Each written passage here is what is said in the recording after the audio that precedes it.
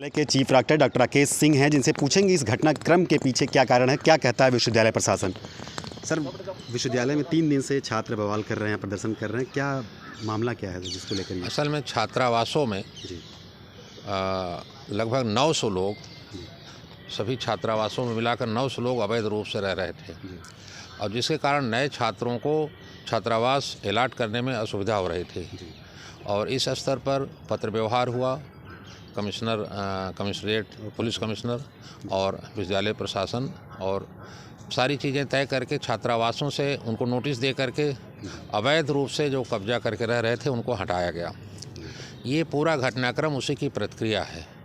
इसमें सर सुंदरलाल छात्रावास में रहने वाले कुछ लोगों ने एक साजिश के तहत वहाँ के अधीक्षक, सहायक अधीक्षक सबको टारगेट किया और अनुशासन के किसी मुद्दे पर जो जितने अनुशासनहीन लोग हैं उनके लिए टारगेट मैं हो जाता हूं, क्योंकि विश्वविद्यालय परिसर और परिसर से बाहर जो विश्वविद्यालय के दूसरे छात्रावास और दूसरे परिसर हैं सबके में उस तरह की सुरक्षा की जिम्मेदारी मेरी है। तो ये इस साजिश के तहत ये सब आंदोलन हो रहा है। इसमें आंदोलन करने वाले छात्रों में 80% आंदोलन करने वाले जो छात्र घोषित कर रहे हैं अपने को, उसमें 80% इस विश्वविद्यालय के छात्र नहीं हैं, 20% बाहरी हैं। 28,000 से अधिक छात्रों की संख्या वाला यह विश्वविद्यालय संभवतः छात्र संख्या के घनत्व के हिसाब से देश का सबसे घनी आबादी वाला छात्र संख्या वाला विश्वविद्यालय है।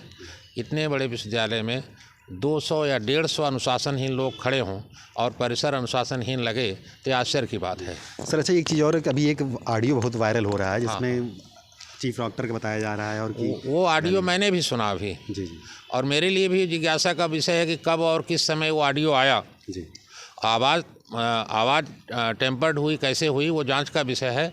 मैंने पूरा सीसीटीवी फुटेज पुलिस के एसीपी और इंस्पेक्टर को उपलब्ध करा दिया है। विश्वविद्यालय प्रशासन के पास वो सीसीटीवी फुटेज है उस लड़के के आने जाने का। ऑडियो वो कोई फ़ोन टॉक की रिकॉर्ड है या उस तरह का रिकॉर्ड है, मुझे बहुत नहीं पता है कैसे रिकॉर्ड है। पुलिस के पास पूरी स्वतंत्रता है, उस ऑडियो को लेकर वो पुलिस में जाएं, उसकी जांच कराएं और जांच कराने के बाद अगर कोई दोषी है तो उसको सज़ा दें। इस तरह के जिस तरह के टेक्नोलॉजी डेवलप हो गई हैं उसमें इस तरह का ऑडियो कोई आश्चर्य का विषय नहीं है। मैं कह रहा हूँ कि उस ऑडियो की जांच कराएं, जो सीसीटीवी फुटेज है उसकी जांच कराएं। छात्र अपना पक्ष रखे।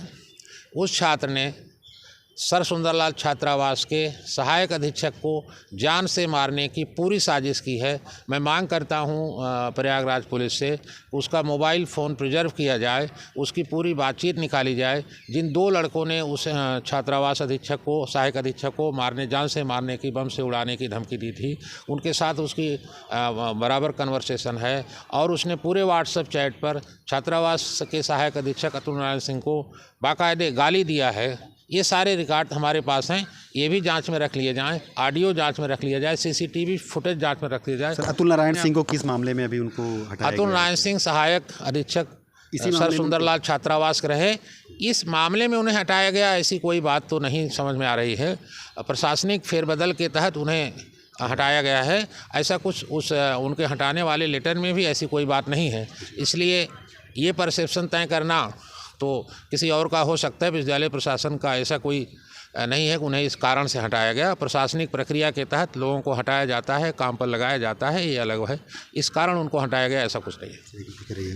तो ये थे हमारे साथ chief proctor doctor Rakesh Singh, जिन्होंने बताया कि किस तरह से यहाँ पर कुछ बाहरी छात्र उपद्रव कर रहे हैं और इसके अलावा सर अपराधी तत्व, आप इनकी क्रिमिनल हिस्ट्री जाकर कर्नलगंज थाने में देख लीजिए।